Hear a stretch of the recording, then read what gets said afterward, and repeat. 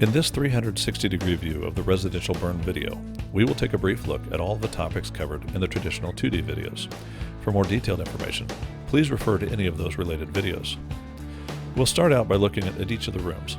In either of the two bedrooms, you can see the streamers that we hung to visualize the airflow coming into the room. Physics tells us that heat always moves to cooler areas. In addition, we know that heat rises. Thus, we expect the hot gases and smoke to move into the bedrooms, starting at the ceiling, and then filling the room down toward the floor. In the living room, we used the curtains from this actual house, a modern couch and sofa, and several other modern items that were donated that could be found in any of our living rooms. The only fire lit was a candle. However, there was a fleece blanket that was carelessly tossed over the arm of the couch and far too close to the candle. Candles are consistently in the top 5 causes of residential fires. Also in the top rankings are cooking, overloaded electric circuits, smoking, and portable heaters. As we jump forward in time, keep an eye on the clock in the lower center frame, as this shows exactly how much time has passed since the fire was lit. So let's bounce forward a tick until we see the flames flickering. Now we know that the blanket is caught. We can assume that everyone in the house is sound asleep. Despite what you may see in movies, you will not wake up to the smell of smoke. In fact, without a smoke detector, you may not wake up at all. At 4 minutes 26 seconds, we hear the smoke detector has activated. At this point, the temperature in the area of the couch is at or above 118 degrees, which is the point at which skin begins to burn. Within seconds, even the floor is too hot to survive. What is truly shocking and should frighten anyone is how rapidly fire spreads once it reaches a certain point. Within 1 minute of the smoke detector sounding, the room with the original fire is no longer survivable. Now let's jump back in time to just before the alarm sounding. Here we are in the bedroom with the door closed. The air remains clear and breathable, and the temperature is at a normal 70 degrees. The occupant has time to wake up, get their bearings, and consider their best escape. If the doorway proves to be a bad option, the windows can be broken or opened, and time remains for a self-rescue or rescue by the fire department. Now let's look at the bedroom with the door open. At the very same speed compression and for the very same amount of time, we see a different situation. Smoke is pouring into the room, and not only is the room filling with smoke, but also toxic gases like carbon monoxide, hydrogen sulfide, and hydrogen cyanide.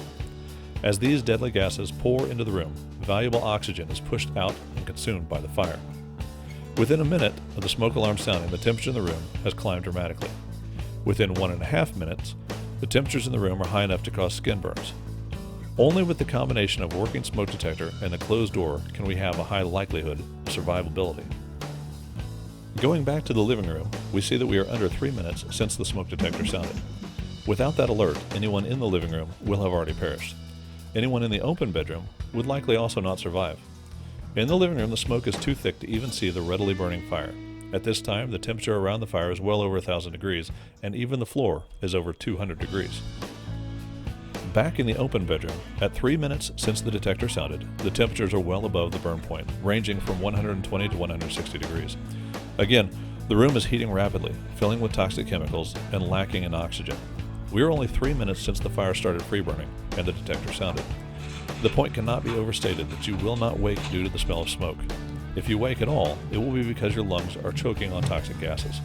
By the time you can comprehend what is happening, it's probably too late to survive.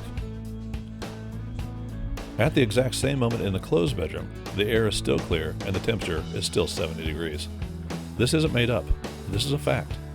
While the fire room temperatures will exceed 1,000 degrees and the open bedroom climb to over 200 degrees, this bedroom never exceeded 75 degrees throughout the 12 minutes of the fire.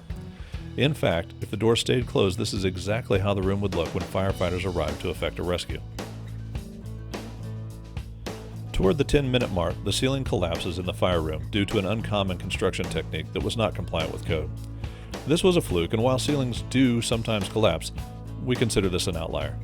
As such, the temperatures immediately dropped as the fire smoke and heat poured into the attic space. Crews can be heard making a quick attack on the fire, and eventually, the camera is recovered from the rubble. So what can we learn from all this? It's simple. Close your doors at night and check your smoke detectors. It's that easy. And we hope you've seen here, it can save your life. Be sure to check out our other videos from this series for a little more in-depth look at the data. Stay safe and take care.